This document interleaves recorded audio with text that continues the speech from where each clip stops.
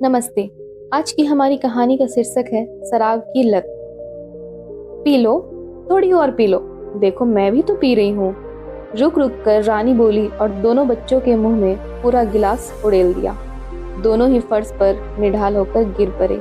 रानी ने दूसरी बोतल भी पी डाली और वह भी फर्श पर लुढ़क गई। थोड़ी देर बाद बच्चे उल्टी करने लगे और चिल्लाने लगे।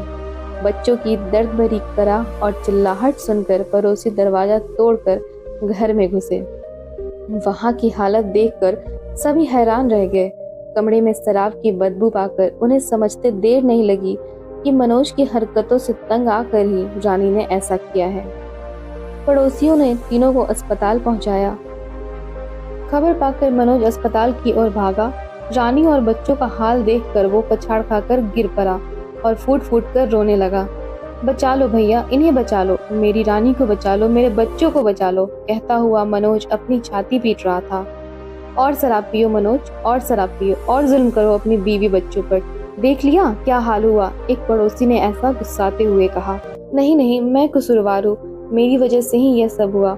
उसने कई बार मुझे समझाने की कोशिश की, पर मैं ही अपनी शराब की बुरी आदत की वजह से मामले को समझ नहीं पाया।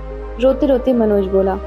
करीब 1 घंटे बाद डॉक्टर ने आकर बताया कि दोनों बच्चे तो ठीक है, पर रानी ने दम तोड़ दिया, उसे बचाया नहीं जा सका। उस पर शराब के असर के अलावा दिमागी दबाव बहुत ज्यादा था।